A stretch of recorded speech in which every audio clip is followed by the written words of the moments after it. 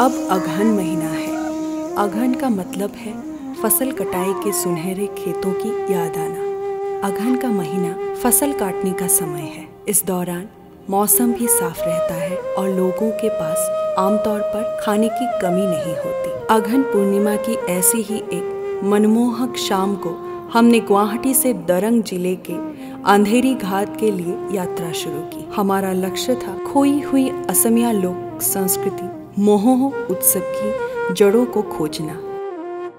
अंधेरी घाट में तब शाम ढल चुकी थी। अंधेरे के बीच ठंड पड़ रही थी। तभी शुरू हुआ ओहो हो मोहो मौखेदबा जांगजो।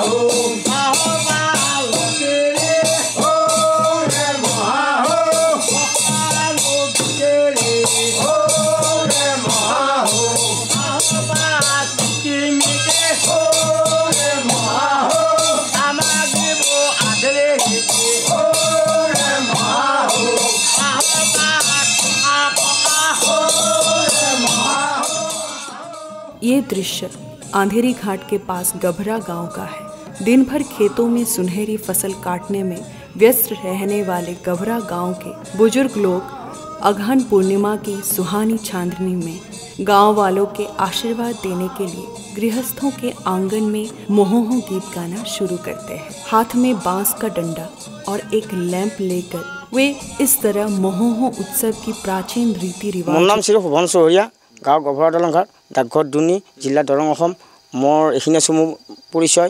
মই খেতি কাম কৰোঁ। আমি এই মহো খুন্দা কাৰ্যটো প্ৰায় আমাৰ ককা দেউতাহঁতৰ দিনৰ পৰাই প্ৰায় মানে পৰম্পৰাগতভাৱে চলি আহি আছে। আৰু এই কাৰ্যটো আমি গাঁৱৰ গৰখীয়া কৃষিকাৰ্যত জড়িত সকলোৱে মিলিয়ে এই আঘোণৰ পুনিত এই মহো খুন্দা কামটো আমি কৰোঁ। বাৰিষা কালত মহে আমাৰ যিমান উপদ্ৰৱ কৰে ঠিক বাৰিষা শেষ হোৱাৰ লগে শীত পৰি আহে। কাতি মাহৰ পিছৰ পৰাই আমাৰ যেনে মহৰ উপদ্ৰৱটো কমি আহে।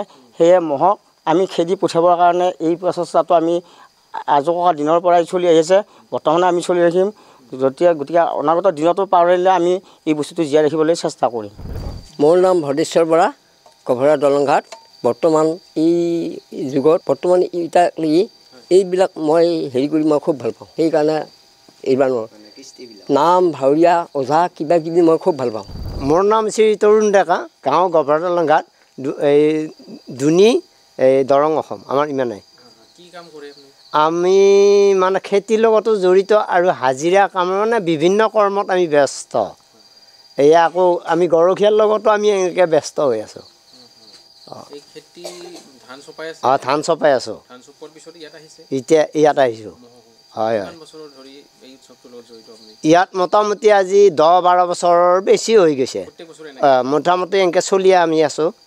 আমি এই আমাৰ ককাহঁতৰ দিনৰ পৰা আমি এই বস্তুটো দেখি আহিছোঁ। দেখি আহি আকৌ আমি লগৰীয়াবিলাকে আমি লগ লাগি গৰু চৰা দিনৰ পৰা বৰ্তমান আমি এই কাৰ্যটো আমি আৰম্ভ কৰিছোঁ। হৌ ৰে মহা হৌ মহো খুন্দা ঘুমলো মহে বোলে মল্লু দে টেপৰ খোলা খান্দো দে টেপৰ খোলা নহ'লো चावल दोनों दोन।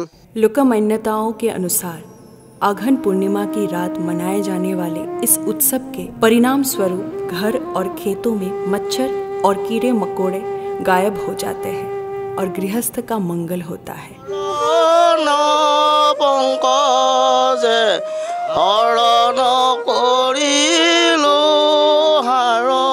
कहा जाता है कि मच्छर भगाने वाले गीत गाने से मच्छर डरकर भाग जाते हैं। मच्छर भगाने वाले दलों में भालू की पोशाक पहनकर नृत्य करने वाला व्यक्ति सभी के आकर्षण का केंद्र होता है। नमस्कार, আমাৰ গাঁওখনৰ নাম গভৰা। মানে ইয়াৰ নামাংকটো এনেকুৱা ধৰণৰ গৰুৰে ভৰ্তি আছিল, মানে ভৰি আছিল কাৰণে এটা সময়ত আমাৰ এই আজো ককাহঁতৰ দিনৰ পৰাই এই নামটোৰ নামাংক সেনেকৈ আহিছে। এতিয়া আমি ইয়াত বিভিন্ন উপজাতিৰ ব্যক্তি আছোঁ, মানে পৰিয়াল আছোঁ।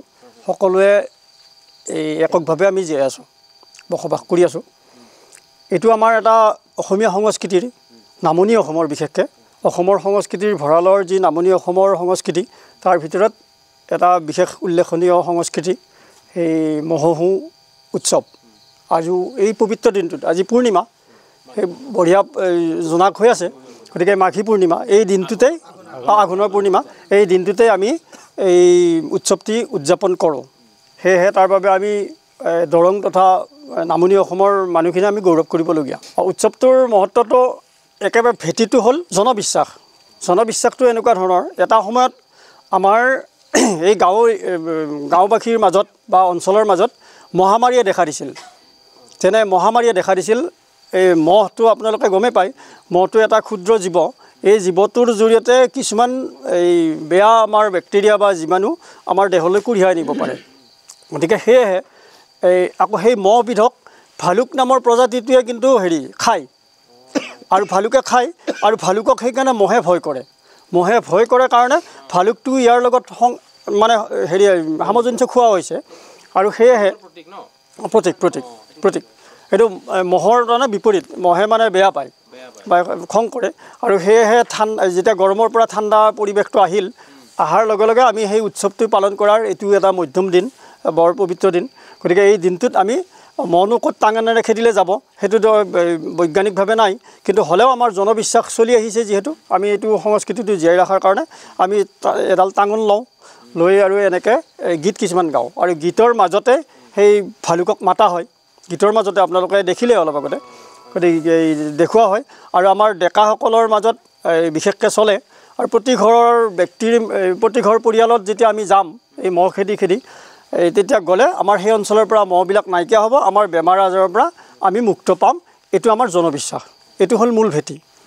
ইয়াত আকৌ কেইটামান বস্তু লক্ষ্য কৰিবলগীয়া, যেনে আমি একতাটো, আমি যিটো বিভিন্ন জাতি প্ৰজাতিৰ আমি ব্যক্তি আছোঁ, গতিকে আটাইখিনি পৰিয়ালে আমি এককভাৱে জীয়াই থকাৰ কাৰণে বা সমিল মিলত চলি থকাৰ কাৰণে আমাৰ এটা দিশ বুলি ক'ব পাৰি। আৰু এটা লোক সংস্কৃতিৰ ভঁৰালত আমাৰ এটা চহকী সম্পদ এই আমাৰ মহোহো উৎসৱ। এতিয়া মহোহো, মহ আৰু হো দুটা শব্দ, দুটা ভাষাৰ পৰা সংগৃহীত আমি জনা তথ্যমতে। যেনে মহ শব্দটো হ'ল এই মহ জীৱবিধ, আৰু হো শব্দটো বড়ো ভাষাৰ হো শব্দৰ পৰা অনা হৈছে। হো মানে খেদি দিয়া বা পঠিওৱা, সেয়া মহোহো বা মহ খেদা উৎসৱ বা বুলি ক'ব পাৰি। এটা মানে যিকোনো এটা ক'লে হ'ল মহ খেদা উৎসৱ নতুবা মহোহো উৎসৱ। নমস্কাৰ, মোৰ নাম শ্ৰী ভৱানন্দ শৰ্মা। আমাৰ গাঁওখনৰ নাম গভৰা, ডাকঘৰ দুনি। আমি সৰুকালিৰ পৰাই, আমি যেতিয়া আমাৰ আগতে দাদাহঁতে দেউতাহঁতে এই অনুষ্ঠানটো কৰি আহিছিলে যে আঘোণৰ পূৰ্ণিমাৰ দিনা এই মহো খেদা উৎসৱ, আৰু আমিও খেদিছিলোঁ। এতিয়া আমি অলপ কৰ্মব্যস্ততাৰ কাৰণে আমি এই অনুষ্ঠানটোৰ লগত জড়িত হ'ব পৰা নাই যদিও আমাৰ গাঁৱৰ যিখিনি চহা খেতিয়ক ৰাইজ আছে এওঁলোকে এই অনুষ্ঠানটোৰ লগত জড়িত হৈ আছে। আপোনালোকক জনাবলৈ সুখী হৈছোঁ যে দৰঙৰ লোক সংস্কৃতি, এই দৰঙৰ লোক সংস্কৃতিটোৱে অসমৰ সাংস্কৃতিক জগতত সেই কৃষ্টিৰ যথেষ্টখিনি অৰিহণা যোগাইছে। আৰু আপোনালোকে অধ্যয়ন কৰিলে পাব যে দৰঙত বিশেষকৈ বিয়াখৰ ওজা, দৰঙৰ থুকনানী ওজা, দৰঙৰ চিয়া গীত, দৰঙৰ খুলীয়া ভাওনা, দৰঙৰ এই মহো খেদা উৎসৱ, এইবিলাকে অসমৰ লোক সংস্কৃতিত যথেষ্ট অৱদান আগবঢ়াইছে। আৰু আমাৰ পশ্চিম দৰঙতো আমি সৰুকালিৰ পৰা এই মহো খেদা অনুষ্ঠানটো উৎসৱটি আঘোণৰ পূৰ্ণিমাৰ দিনা আমি এইটো কৰি আহিছোঁ। আৰু আমি আশা ৰাখিছোঁ আমাৰ ভৱিষ্যতেও আমাৰ নতুন প্ৰজন্মই ইয়াক নিশ্চয় বজাই ৰাখিব, জীয়াই ৰাখিব। আমাৰ দৰঙতো আপোনালোকে গম পায় যে দৰঙৰ যিটো চিয়া গীত, দৰঙৰ চিয়া গীত, আমাৰ বিয়াখৰ ওজা, শুকনানী ওজা, তাৰপিছতে আৰু খুলীয়া ভাওনা, এনেকৈ যথেষ্টখিনি এতিয়াও আছে। আৰু আমাৰ প্ৰচাৰ আৰু প্ৰসাৰৰ কাৰণে যথেষ্টখিনি পিছ পৰি আছে। ইয়াৰ মূলতে হ'ল আজিকালি আপোনালোকে গম পায় যে যিটো আৰ্থিক দৈন্যতাৰ কাৰণে আমাৰ যথেষ্টখিনি কৃষ্টিটোক মানে লৈ যোৱাৰ ক্ষেত্ৰত যথেষ্টখিনি অসুবিধাৰ সৃষ্টি হয়। আপোনালোকে চাব যে এই যিকেইজন মানুহে ইয়াতে আহিছে গোটেইকেইজনে আজি দিনত ধান কাটি আহিছে, যে মানে নিজৰ তাত নহ'লেও কাৰোবাৰ তাত হ'লেও হাজিৰা কৰা বা এনেকুৱাকৈ জড়িত। এই কাৰণে আমাৰ যিখিনি চহালোক, এই চহালোকখিনিয়ে মানে সংস্কৃতিটোক আগুৱাই লৈ যাব পৰা নাই। এতিয়া আমি ভাবিছোঁ যে আপোনালোক যে নমামি প্ৰডাকশ্যনৰ পৰা আহিছে, এই বস্তুটো এই কৃষ্টিটোক এই লোকবিশ্বাস, এই লোকসংস্কৃতি, এই গোটেইখিনিকে পৰ্যায়ক্ৰমে আপোনালোকে নিশ্চয় যদি অসমৰ ৰাইজৰ আগত অসমৰ সাংস্কৃতিক জগতখনত বিলাই দিব পাৰে তেতিয়াহ'লে বিলাই দিয়ক। তাৰ কাৰণে আমি কামনা কৰিছোঁ আৰু আপোনালোকক শুভেচ্ছা জনাইছোঁ। इस मच्छर भगाने वाले उत्सव के गीत, शब्द संरचना और धुनें जगह जगह अलग अलग देखने को मिलती है। निचले असम के कामरूप, ग्वालपारा, नलबारी, बरपेटा, बजाली, दौरोंग और बक्सा जिले में इसे अलग अलग गीतों, अलग अलग शब्द संरचनाओं और अलग अलग धुनों के साथ मनाया जाता है। মহোহোতে যে মহোহো যি উৎসৱটি, এই উৎসৱটিত অৱশ্যে অঞ্চলভেদে তাৰ শব্দ গাঁথনি মানে গীতবিলাকত যি শব্দ গাঁথনি বেলেগ বেলেগ। ইয়াৰ পৰা 3 কিলোমিটাৰ দূৰত হয়তো সেই মহোহো গীতৰ সুৰ, শৈলী বা তালমান বেলেগ বেলেগ পাব। গতিকে এই তালটো ধৰি লোৱা হয়, এই যিকেইটা টাঙন আছে টাঙনকেইডালে তালটো ধৰি যোৱা হয়, তেনেভাৱে গীতটো গোৱা হয়। আৰু অলপ আগতে যে প্ৰকাশ হ'ল যে চিয়া গীতটো দৰঙী লোকসংস্কৃতিৰ এটা আপুৰুগীয়া সম্পদ। আৰু সেই চিয়া গীতৰ জন্ম যদি বুৰঞ্জী চাই বা আমি যদি তথ্য সংগ্ৰহ কৰোঁ, তেন্তে নাথ সম্প্ৰদায়ৰ এই যে আমাৰ এটা সম্প্ৰদায় আছে নাথ সম্প্ৰদায়ৰ পৰা অহা। আৰু নাথ সম্প্ৰদায়ে জীয়াই ৰাখিছিল প্ৰথমতে, তাৰপিছত গৈ আমি যেতিয়া সংস্কৃতিৰ ভঁৰালত আহিল তেতিয়া আমি নাথযোগী সম্প্ৰদায় তেওঁলোকে জীয়াই ৰাখিছিল। তাৰ পৰা আহি গৈ এতিয়া অসমীয়া সংস্কৃতিৰ ভঁৰালত চহকী হৈ আছে। এতিয়া আমি সেইভাৱে গ্ৰহণ কৰিছোঁ এই সংস্কৃতিটো। গতিকে তাৰ বাবে আমি তেওঁলোকক ধন্যবাদ দিব লাগে বা আমি এই সংস্কৃতিৰ বাবে গৌৰৱ কৰিব লাগে। पूरे दिन खेत में धान काटने में व्यस्त रहने वाले एक गांव के किसान लोगों का इस तरह से एक विलुप्त हो रही लोक संस्कृति को जीवित रखने का प्रयास करना वाकई एक सराहनीय कदम है। विलुप्त प्राय लोककला मोहोहो उत्सव की जड़ों की तलाश में दौरोंग में अंधेरी घाट में नमामि प्रोडक्शन द्वारा तैयार की गई ये रिपोर्ट आपको कैसी लगी, हमें कमेंट करके बताएं।